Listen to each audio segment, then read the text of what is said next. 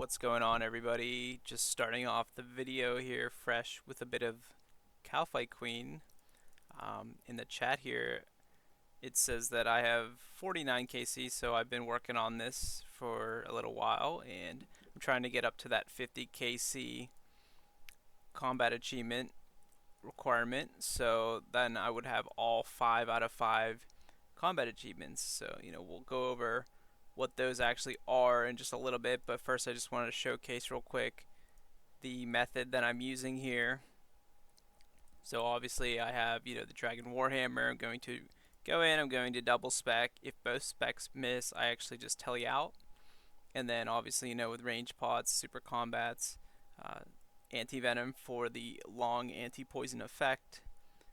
And I'm also utilizing Vengeance. And I'm bringing my Imbued Heart here because I don't have the mage level on some of these accounts to actually cast Venge, so I can boost up to it though with the Imbued Heart, which is super nice because you can cast a pre-Venge, and then as you're running there it cools down, and then you can get like a double hit off where you'll Venge her right away, and then since Venge is available, since you cast it a long time ago, you get a second one off. So yeah, the method here is to basically step under her whenever you have to eat. Even if you're full HP, I tend to just run underneath instinctively, because whenever the phase ends, you also want to run underneath because you attack at a 1-to-1 ratio here with the Karis Partisan to her hit. But if you're eating, then it's going to delay your hits by a huge, delay based on how much you're eating. So it's better to go underneath her so she cannot attack you anymore while you're waiting for that food cooldown to finish up. And then after the first phase, I switched to the blowpipe.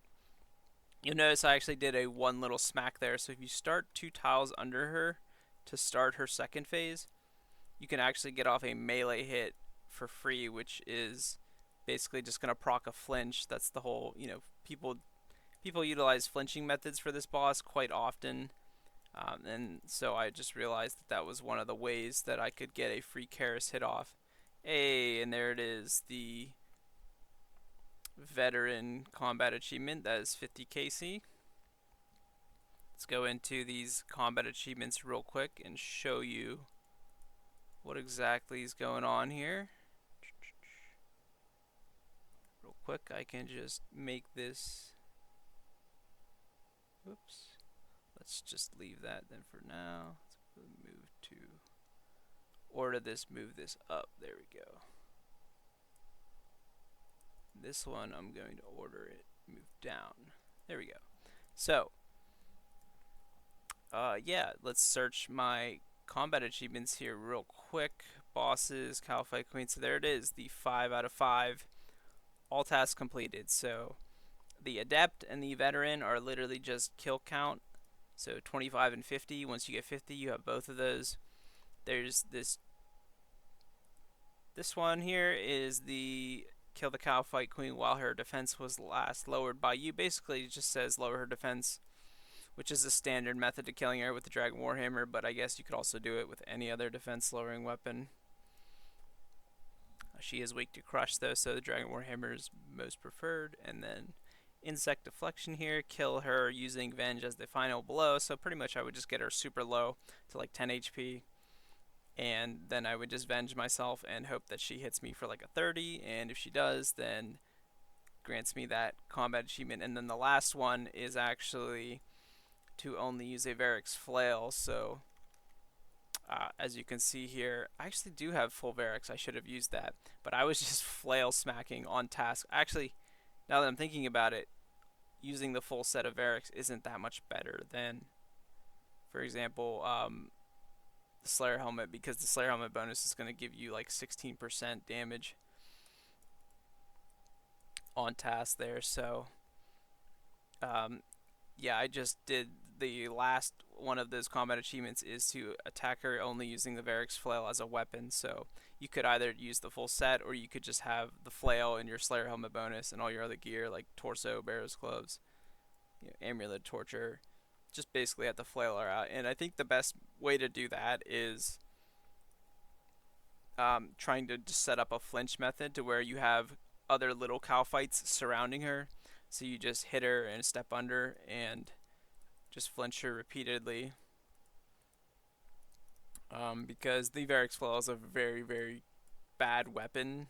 So you'll most likely not be able to get the kill if you don't abuse flinching, and you can't Dragon Warhammer her because as soon as you attack her with anything else, even your fists, I found this out the hard way by ruining the CA at the last moment.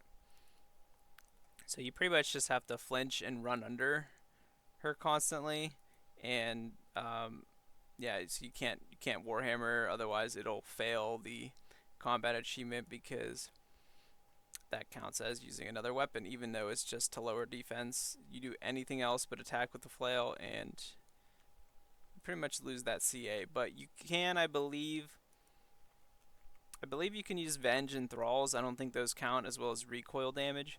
But I didn't mess with it. I just did it the normal flinch way. You hit like 45s and stuff with it. Piety on task in this type of gear. Torture, Prims, Berserkering Eye. It took her out pretty quick. So I'm just cleaning up the remainder of this cow fight task real quick at just these small guys because I stopped at about 55 kill count left on a cow fight task and said, okay, I'm going to use this to do my 50 KC, and just in case I accidentally bopped one of the little guys and one-shot him, then I didn't just have less than 50 remaining to finish the 50 KC that I needed. So I utilized that. So yeah, there's the Cowfight Queen method that I was using. Hopefully that shows off a little bit of that boss. I will be doing the 50 kill count requirement on each of these 4 accounts, so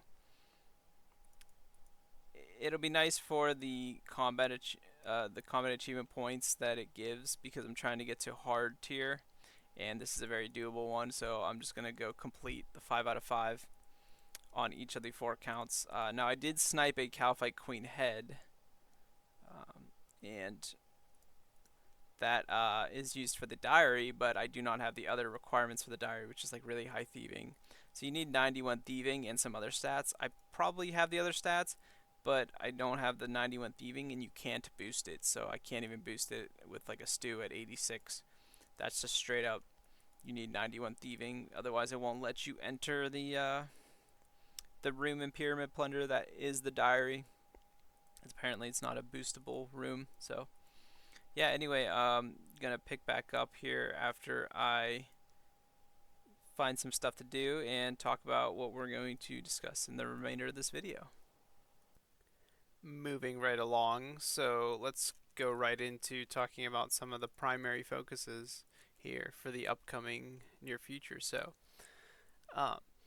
first goal that I'm technically closing in on here is going to be the 99 defense. So finally, I'll zoom in on the Fire Giant account here. We have, yeah, we're about halfway through 98 to 99. So once we crack 99, we officially transition to full-time Berserkering. Right now, I'm obviously wearing it, but that's because tasks that have the Bone Crusher in the Catacombs will restore my prayer enough to where I will lose this 10-minute aggro timer by the time my prayer runs out. Whereas like demons and things that drop ashes, you don't get that prayer restore back. So I'll wear the Ring of Life in all of those tasks, but typically I can get away with the Berserker Ring now. Later on, once I hit 99 defense, I won't have to really worry about that. I would just wear the defense cape basically permanently. Even though it's a downgrade from the fire cape, it allows me to forever stop wearing the Ring of Life and just rock that Berserker Ring Eye for the 8 strength bonus. Is actually quite massive whenever you're just constantly smacking with a melee weapon. So yeah, that's sort of one of the goals. Looks like, yeah, 96 Slayer, so I don't really, like, it doesn't matter if I hit 99 or if I go past it. I definitely will go past it, most likely to finish 99 attack, and obviously barraging tasks wherever possible to slowly work on that 99 mage as well. Basically doing the same treatment to him as the other account that's actually currently mining a star. I'll just show the stats there. But this account has basically finished the Slayer grind. I think I've mentioned this probably once or twice before in a past video, but pretty much finished the Slayer grind. And yeah, with 99 Slayer and max combat, got 99 Mage for the cape switches. Don't really, I'm not too concerned about like actually 99 range. 95, that's good enough, right, for now. So that's uh that's sort of the focus, is to get all four of the accounts looking like this, right, with just 99s across the board. So slowly working in on this 99 defense, and once I hit that, I switch to attack style, and then we're good to go. We don't even realistically need 99 attack, but I will just eventually get it as I slowly work towards 99 Slayer, 99 Mage. So it's really important to have 99 Mage. It's just really convenient for things like switching spell books to do different tasks. Like for like ancients, obviously you would need to run to the pyramid, which is really annoying. And there's the RCS spellbook, which is also just kind of a trek from the fairy ring. I have to switch to the RCS spellbook for so many different tasks now that I'm obviously using this Ash spell all the time for like any type of demon task that drops malicious or better ashes. So abyssal demons, they drop the abyssal ashes. Really want to be on that spellbook for that, because that's a very high frequent task and I get a ton of prayer XP out of it. So yeah, and another important reason you always want 99 magic is for exactly what I'm going into very soon here, which is going to be the like the Galwar's dungeons. So all those, any magical based attack, whether it's from the boss itself, which I believe Arma and Zami have, but besides those two, just the mage minion alone, it's rolling off of your magic defense as a whole. So your magic defense as a whole is determined by one, your magic defense bonuses from your gear. Like Carol's top is obviously one of the best, highest magic defense statted items that you can wear. That's why you'll hear a lot of the time that a Carol's top is very important for doing those type of PVM encounters. And it's actually also rolls off your magic level. So just having a higher magic level by default makes you a lot more durable to any type of magic based attack. And I know that sounds like weird or whatever, but it's just the way the formulas work, and understanding the formula underneath and what's happening in the engine of the game. Basically, I know that I really want that stat up. So again, controlling four accounts in something like the Banda's encounter, that's going to be a challenge in its own right. So making things as easy as possible for me, to minimize the risk of something catastrophically going wrong, and maybe I'm just start taking too much chip damage, and then my tank gets hit a max hit 35 and a 16 from the mage minion, so all of a sudden I plummet low, and I have to focus on him, and then the other guys start getting chipped down by like the some of the minions. It can go downhill quite quickly. So in order to just sort of preemptively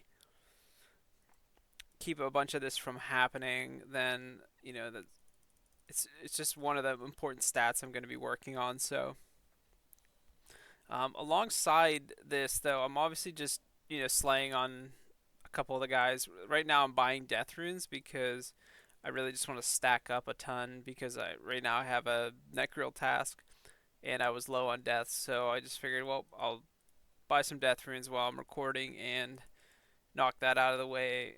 Get back to the slay grind, because I've actually been doing a ton of range training. So I'll actually just make this full screen here real quick. So you got obviously my melee stats, it's whatever because I'm not going to be meleeing the Muspah, but this is the account that I've completed Secrets of the North on. So I do want to saturate my imbued heart, and that's one of my high priorities. So I figured the best way to do it is I'm slaying. So I was doing some ranged slayer, which obviously I'm very high. I got 97 and some change there on the range, so I'm closing in on 98, and I would like to just fully hit 99 as well as get as high magic level as possible, because I believe the method I'll be using is I'm going to be ice barraging him to freeze the Muspa.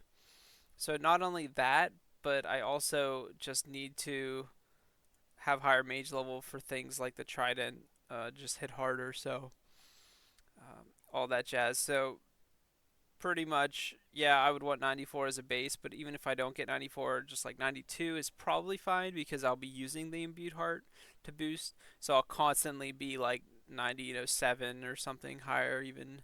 Um, and I can easily cast Ice Barrage that way. So I'm not concerned about not being able to cast Barrage if I get just a couple more levels here, but I will want to just in general just have higher mage and range. So I've been slowly crabbing, doing a lot of different things, IRL, taking care of stuff. In general, I've been bossing a lot. So uh, as you saw earlier in the video, that was a clip of the cow fight queen.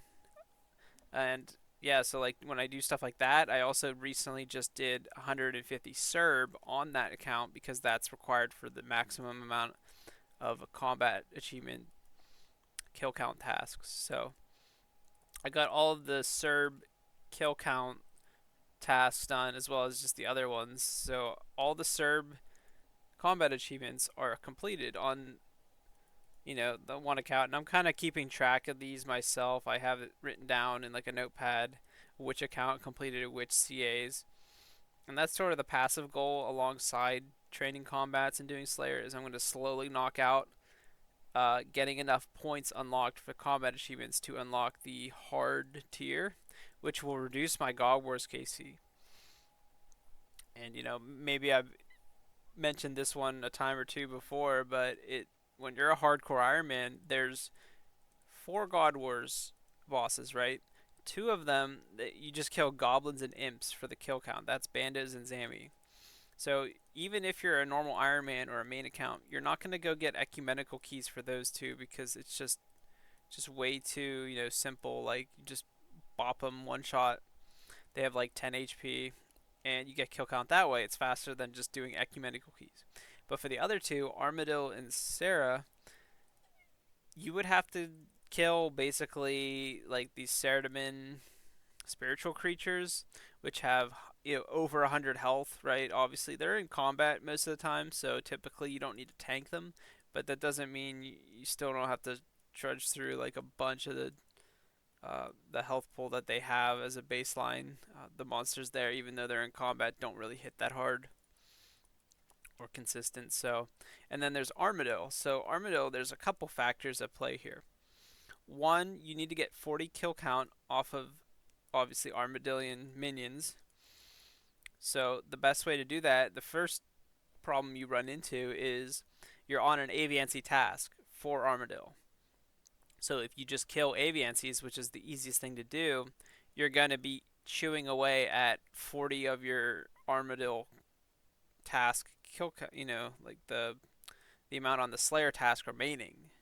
So that's going to mean that you're going to get less of the boss done on task and need to go back for more tasks more frequently. Especially if you do multiple trips, it's minus 40 every time. So that's the first big obstacle you would run into. One of the other reasons why it's super important, well, yeah, obviously you can't get ecumenical keys being a hardcore, at least not without risking yourself to any teleblock or PK. It's multi in there, by the way. But the other main issue is that so you'll have to kill spiritual mages, which are still count as Armadil kill count. However, they do not reduce your Slayer task because they do not count as an on task thing. They're not actually an Aviancy, they're just a spiritual mage. So you can get kill count like that, which won't reduce your Slayer task to where you can't get as much of the boss done. However, you obviously have to pray mage the whole time, and I'm gonna be doing this on four characters, so I have to pray mage and slug out 40 kill count of those things, which means I'm gonna chew through at least probably 3 pray pots. So just subtract 3 of my inventory slots every trip is gonna be designated to just praying on these minions to get the kill count to enter the door. So that's just 3 less brews, 3 less restores, 3 less of any item I need to bring in to actually do the boss off the get-go. So reducing that to, I believe it's 35 for having the hard combat achievements. It might be even lower if I can get higher up, like the elite task done. But currently the goal is to get the hards done, and I should easily be able to do that alongside of things like there was KQ, there's Serb, there's the Thermi boss, there's Kraken ones. There's stuff like Skatizo, the deranged archaeologist. I actually went and did some deranged archaeologist, and he's actually super easy. You just go into Fossil Island, and he's down at like the south, where the Solacept trees. You chop those. You just keep going all the way to the south, and you eventually enter his little lair. And he's actually a super easy boss. Apparently, his special, he goes like learn to read, and he throws like the fire explosions at you. You just run away. You just run to the side and dodge them, but they can hit pretty hard, so you just gotta watch out if you're a hardcore. I've heard it can hit up to 60s, and there's multiple of them, so you can get stacked out. But I was typically just high health, and you only need to do about 25 kill count for the maximum CA there, and all the other CAs are absolutely just a joke. So yeah, finished bosses like that. I'm finishing Calfight Queen when I get Calfight tasks, finishing Serb when I get Hellhound tasks, and then working towards 93 Slayer on the 2 remaining that are not yet 93, to where I can get a Smoke Devil task, and I will finish that. I'll get a Kraken task. I'll finish that. I'll re-block Kraken because I think I'm done doing Kraken. I've gotten pretty much all the drops and stuff that I would ever need from him. So I got plenty of tentacles. I got plenty of tridents, so don't need anything more from him. And yeah, that's kind of just the main objective right now is just finishing this Slayer grind, finishing a lot of the combat achievements, because from there on out, it's just going to be God Wars, God Wars, God Wars. I should easily be able to just farm a ton of like Zami and Bandos. So Bandos, I don't know if I'll do Bandos first, but the way Bandos works is there's no Slayer task associated to it. So it would be slightly more difficult, but I have 3 Warhammers, so I will be speccing them out. If I ever get a BGS early on, now all of a sudden I have 3 hammers and a BGS, so his defense is absolutely going to just get deleted. And then, as soon as I can, move on to other God Wars. So, Zambi will be an easy one because I'll be on a Greater Demon task. Aviancies should be okay because I'll be doing chinning as well as just rag bolting on the other 3. And on Aviancy tasks should hit pretty well with everything. So I don't see I'll have too much trouble there. But then Sarah's another one that's like Bandos, where I just will not have any type of Slayer task, so no Slayer helmet bonus on those 2 types of bosses. So yeah, I'm not quite sure. Obviously, I think Zami is one of the first ones I should do, and Bandos will be shortly after. I don't really need Armadillo or stuff from Sarah yet. It would be nice, but I don't really even have Dragon Bolts to use the Armadillo crossbow, so I would still be using like Addy bolts with the ruby tips or the diamond tips. So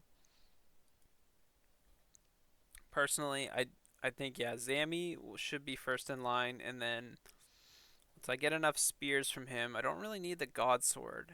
Staff of the Dead also just not really that important because Staff of the Dead it's probably good for like getting PK'd in the wilderness because you can just use the spec and it reduces all melee damage taken. So you can then stop praying melee and you can pray like mage and range back and forth. You could have like high magic defense armor and then just pray range with the Staff of the Dead spec. That's kind of like a well-rounded be all end all like tribrid defense type of gameplay there. So, but I already did all the wilderness content that I'm probably gonna be doing. So I don't really see myself doing anything else in the wildy because I already got Muspa unlocked. And yeah, so that's where I'm leading to really is the Muspa. So this account, with the high ranged here, just shrink that back down. But once he gets to the ability to do Muspa with a higher mage, like I said, I will just be basically farming Muspa for, I think, it's like you need like 100,000 or 200,000 of the essence to saturate the heart. So I'll definitely just be going through that, getting the heart saturated. Just have that done because that's a huge boost to a lot of different bosses and content that I'll need to go through. So, oh, Zulrah is another big one. So if I saturate the heart, that's obviously going to help out for Zulrah, right? And it's not like super necessary, but it's just going to help. And there's a lot of combat achievements that I need to do. So I've basically completed Zulrah for the most part. However, once I get 93 Slayer on all the other three remaining accounts, they haven't done any Zulrah besides the one for the diary. So I'll hit 93 Slayer, I'll finish off whatever thieving and agility or whatever else I need for that diary, and I'll be doing the elite diary, which should allow me to safely, again, just complete all of the Zulrah combat achievements. Now, I believe obviously there's some speed trialist ones, so the fast kill ones where you really need that high end gear like a twisted bow, blowpipe with dragon darts, stuff like that. Maybe even Tumikin Shadow. Like I don't need to do that one, but I will do the majority of the ones that are very simple, and then any kill count ones. So definitely going to be going back to Zulrah when that heart gets saturated and finishing that, as well as, like I mentioned, stuff like Serb, Thermi, and like Skatizo are some pretty easy combat achievements. So yeah, I should have the hard tier done in a fairly short amount of time because I'm just slowly doing as many as I can here on Slayer tasks wherever possible. See stuff like Skatizo, why would you not just get a Slayer task? Because you'll get hundreds of greater demons and black demons, so it's very easy to just get one of those and then go and take on all the Skatizo CAs. I have a plethora of totems literally just stacked up waiting, so all I need to do is once I have like the high enough stats, obviously I have high stats. See, a lot of people will see my gear and my stats and think like you're well equipped. But I can bet you that a lot of people that are thinking that are most likely not, one, not a hardcore, or two, they're not like risking like the whole group hardcore like status, as well. Like it's just there's just a lot on the line when it comes to like I'm down to the one life. So any little mistake and it's just over. Like there's no more rebound. I've already basically consumed those rebound lives, the backups essentially, to where yeah, I'm down to the wire here. So I gotta make this count, and I gotta do everything, down to the books. Gotta plan everything out and make sure that when I'm going into something, that I have the best chances to survive and get that content done. Move on to the next one because I don't really care about the ranks and stuff, but it would obviously be pretty sad to see the rank 2 4-man hardcore group get crossed off, especially when I'm so close to rank 1 and I know that it's literally within sight. So I'm trying to passively just work towards rank 1 as well as do all these PVM goals that I want and work towards raids. Because yeah, I think raiding will be some of the most enjoyable content, and I'm happy to upload some chambers footage here very shortly. So I figured it out. I have all the gear that I need to do chambers. The issue right now is, well, one, I was waiting for these chambers updates, and actually, if you're listening to this video, it's already come out. So they've already released all these Chambers of Xeric updates. Some of them include, well, Tecton has a guaranteed Dragon Warhammer landing every time you start that fight. Vaza doesn't heal as much. Mutadile uses like the same style 3 times in a row and then switches. So it's kind of like Hydra or like Hunleaf, how they attack with the same style back to back. So it's very predictable, and you can at least reduce damage that way.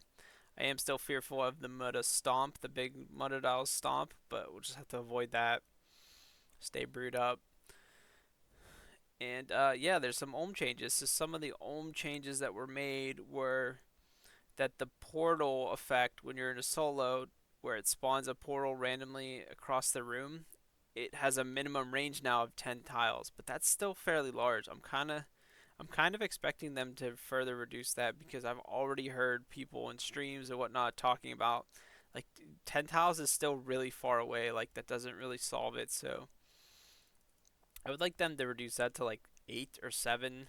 I think 7 would be perfect because um, like if you like notice it late or something or you're slow to finding it, then you have 3 ticks to at least run 2 tiles each tick to where you move 6 tiles closer. So if it was at that maximum 7, you're like within 1 tile literally. So you only take like a 5. I think that would work out well, and yeah, I'm really hoping that they maybe further reduce that. But they did release all these chambers updates, and that was what I was waiting for. So I should be starting the chambers sometime soon. I don't know if I want to like slowly weave it in and out of like other content and whatnot. Um, obviously I'd have to park most of the other accounts doing something super AFK like stars or fishing or just something really really like brainless because I'm not going to be able to do too much while I'm in a raid, especially where the status is on the line, even something like Chambers of Zarek. So yeah, but like I have my blowpipe. I got the Amethyst darts. I got all the Zora drops. I got the upgraded Trident, the Cult, the Anguish, the Torture, B-Ring Eye, Fire Cape. Maybe might go back for a the Vorkath kills. So the one account that I will be raiding on is the one that does have Dragon Slayer 2 done.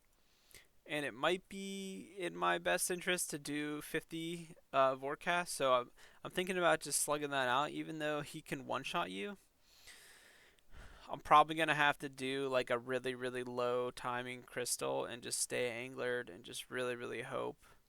Um, I don't know if blowpiping with the amethyst darts is better than crossbowing, but I'm assuming it is slightly better. So I might blowpipe it. We'll see, because then you just have the blowpipe equipped for the Wookswalk method. But I don't know if I'm gonna be doing Wookswalk, because like that's pretty risky. Like if you start messing that up, you're gonna take back-to-back 40s and just get obliterated. So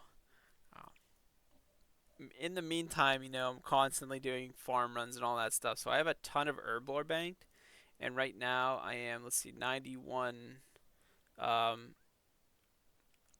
91 herblore on the highest herblore guy, and he's kind of the one that I focus all the supplies onto for herblore right now because I just want to get close to 99 to where I have that maximum, you know, potion making capabilities.